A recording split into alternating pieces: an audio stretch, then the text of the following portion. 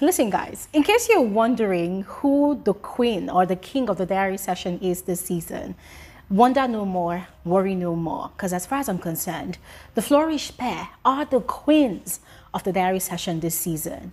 Ladies and gentlemen, listen, this is the second time now that this duo, this dynamic duo, are filling us in on a lot of all the drama that's been going on in that house that the cameras are not showing us. Guys, there's a lot happening in Big Brother's household. And these two girls, these two best friends of 10 years are doing the Lord's work. Listen, they are moving around the house like they are not seeing things, but they're seeing a lot. They are seeing a lot. And the most exciting part of their stay in Big Brother's house is how they've taken it upon themselves as their 71 days life's mission to unravel the mystery behind the Doublekay pair. These two are very much convinced that those people are married. And listen, there's been signs everywhere for DJ Flo. DJ Flo has been seeing so many signs everywhere, and for every time she comes to the diary room, it is her mission to update Big Brother on her findings, and she did just that. Aside the Flourish pair, there was also the Ndi Nne pair that had a lot of purgation of emotions to do. Okay, not both of them actually, but Chinne herself. Chinne came into the diary room disgruntled. She was in a foul mood.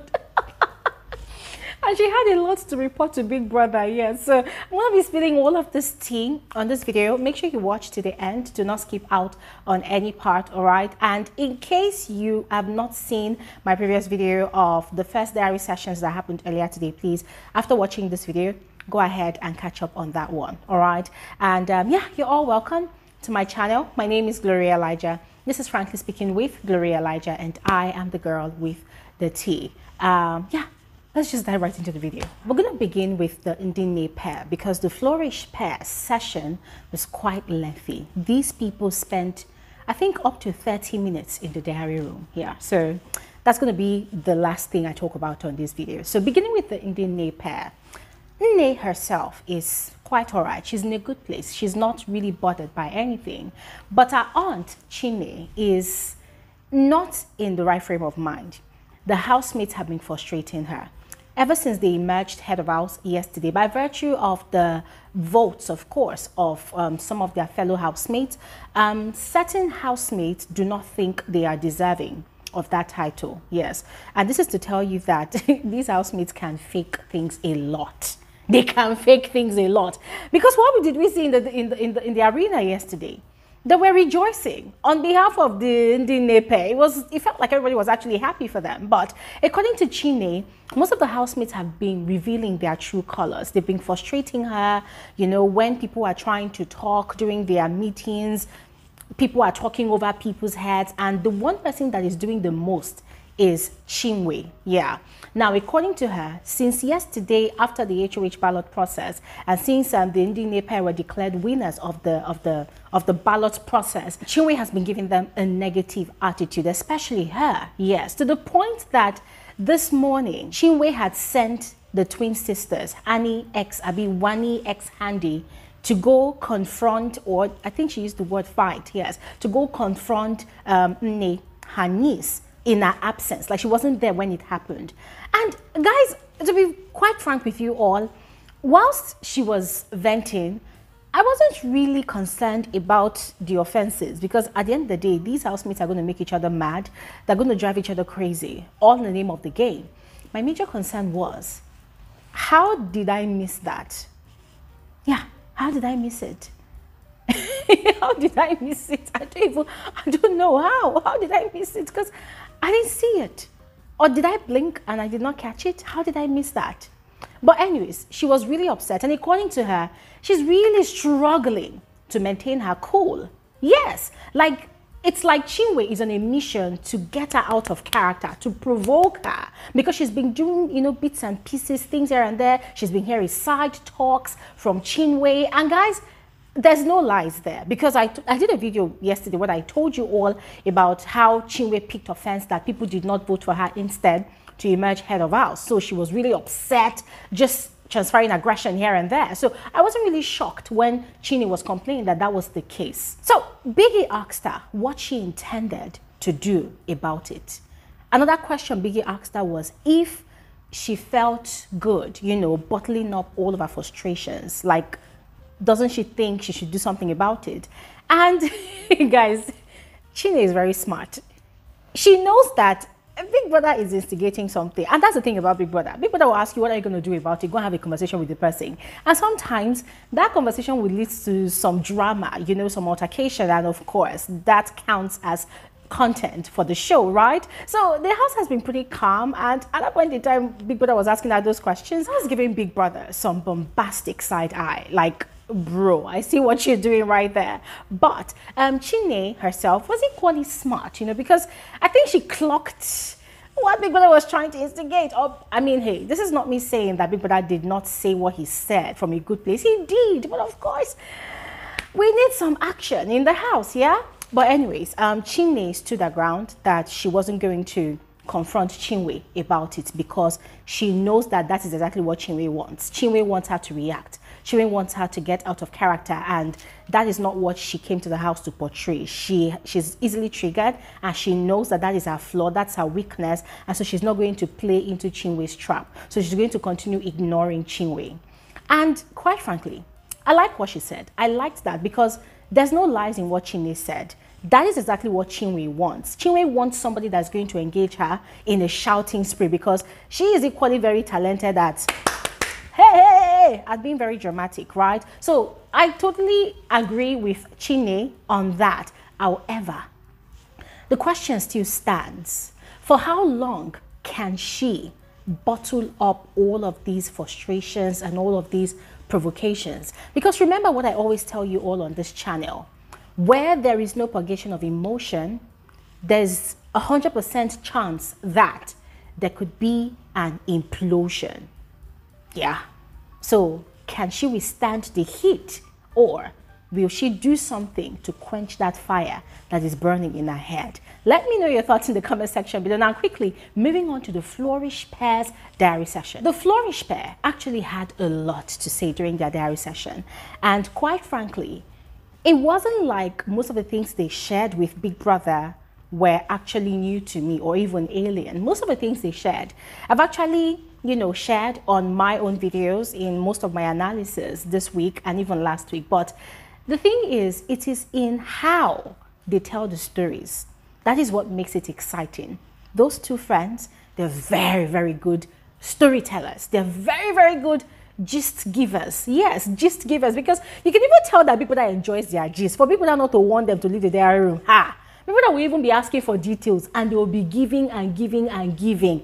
That is what makes their gist, in fact their diary session, very, very interesting, especially when Ruthie narrates the events that's happening in the house. It's always very rich and refreshing and exciting to hear. But anyways, stemming from Big Brother's questions about connections, relationships in the house, and generally what's happening, you know, with the pair, Ruthie shared that Onyeka is another housemate that really annoys her.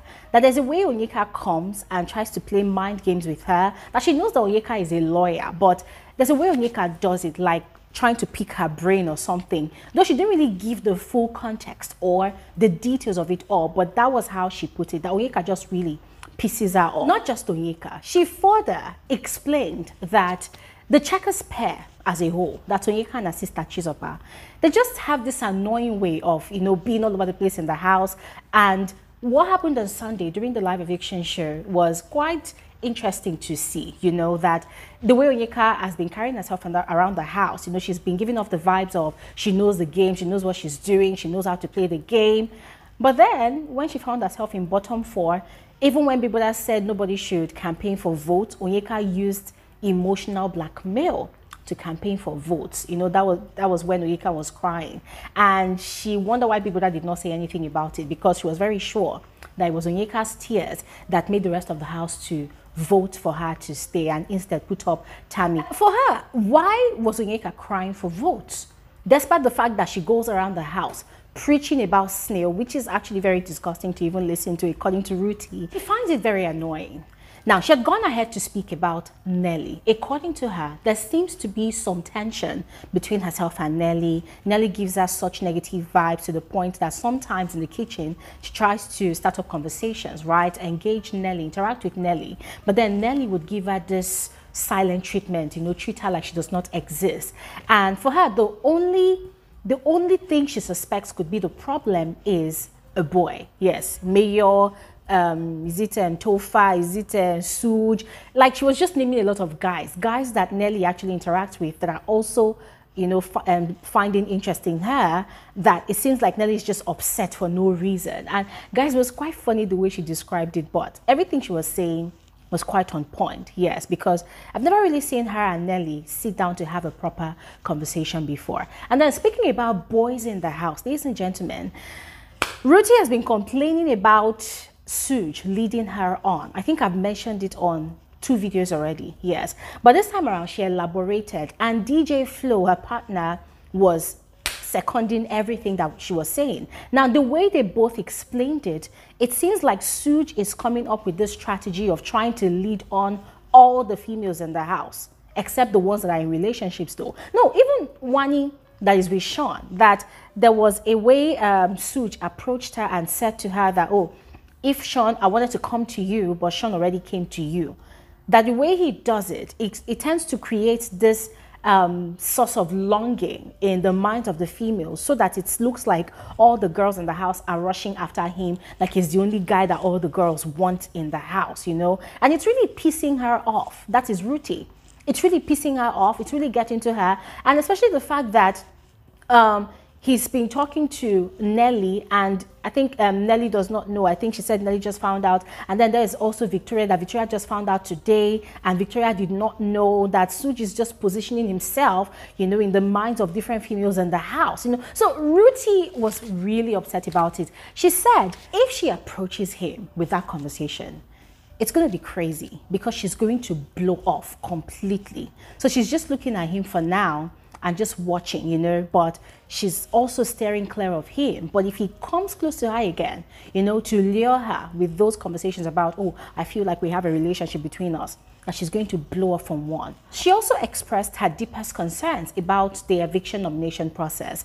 According to her, she feels it is very much unfair, you know, how the housemates had such power to go into the diary room and eliminate a pair that they do not want to see in the house.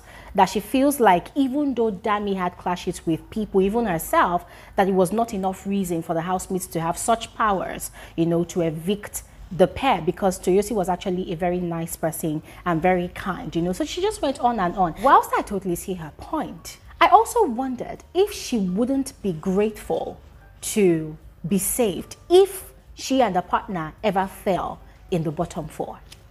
Yeah. Because it's easy to condemn a system in Big Brother's house. It's easy to condemn it. But when you are benefiting from it, would you complain about it? Anyways, the last thing they talked about that was just literally cracking me up, like, guys, I was laughing like crazy over here, was DJ Flo's investigative report about the Doublekay pair. Now, she had put 2 and 2 together, beginning from their Friday night wager task presentation, where Cassia had made mistakes about, oh, our love keeps us together. Guys, I don't know if you remember that phrase, right? And then they had quickly changed it. And then on Saturday during the party, there was a music that played up, and Kelly Ray was running from one end of the room to go and meet Cassia, to go and rock her bum bum. And then when he realized himself, he had to position himself properly. And then another time again, still at the party, they almost kissed. And then they noticed that, oh my God, there are people watching. Oh, maybe something is going on. And then they decided to, you know, comport themselves, no lose guard. So according to DJ Flo, she's been watching these people closely. In fact, on Saturday, she was hell-bent on staying awake all night so that she could monitor them properly. But she fell asleep. But she's very, very certain that there's something serious going on between those two people, that they are probably lovers and they're just hiding it all. And guys, you could tell that Biggie is really rooting for the Doublekay pair, because Big Brother was trying to, you know, divert her attention from them by saying that, oh, don't you think, the entire house has given so much pressure to these people, they now feel like they now see the connection between them, even if there was nothing there before. They now say, Big Brother, even though they knew what Big Brother was trying to do. It was so funny the way Big Brother said it, that even the two girls, they caught Big Brother in his little, you know, deflecting technique. They caught him. But anyways, ladies and gentlemen, it was an exciting diary session with these two. And yeah, everything that happened with the two pairs I talked about, that is all of it. All right, so just go ahead, let me know your thoughts in the comment section below. I'll see you guys on another episode of Frankly Speaking with Elijah. Thanks for watching and have an amazing evening. Bye.